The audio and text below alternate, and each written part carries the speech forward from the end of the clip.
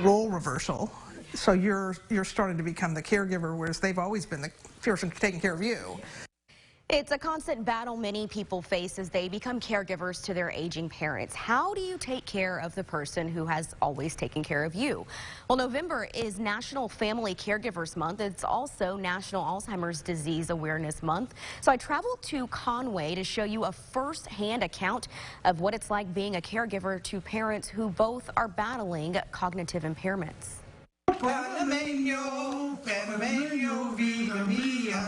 Charles McGinn loves to sing this Panamanian song.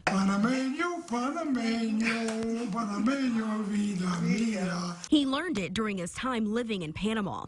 The retired Air Force pilot and his wife of 67 years, Jean, recently moved from North Carolina to Conway, Arkansas to live with their youngest daughter, Carrie Jordan. And it was very generous of Kirk and Carrie to have us come here and to take care of us. That's because Charles has dementia, and Jean is showing signs of early cognitive impairment. 4 years ago, I went to visit them, and that's when it became apparent that they couldn't live alone anymore. During the day, Carrie is a professional nurse who works with Alzheimer's patients and a nursing professor. By night, she's a full-time caregiver to her parents. Just because I'm a professional caregiver does not mean I do not have my moments of profound frustration, and I don't necessarily respond in the way I would like all the time. I get frustrated just like anybody else would. According to the Alzheimer's Association, 93,000 Arkansans are caregivers to a loved one battling this disease, and 73% of caregivers have a chronic health condition. I started having some serious health consequences as a result of it. I think the anxiety was that high that it was actually affecting my physical health. Despite that battle, Carrie considers her family fortunate because they are able to have a professional caregiver come to their house during the day while she and her husband go to work.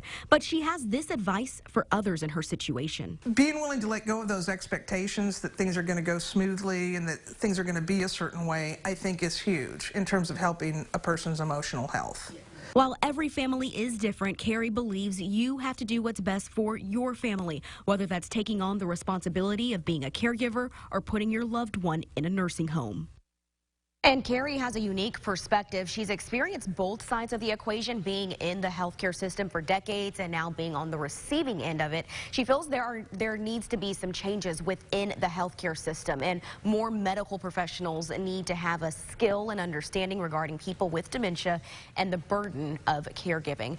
Now, for more information on caregiving and resources for Alzheimer's and dementia, just go to fox16.com and look for the story on the homepage. We'll be right back.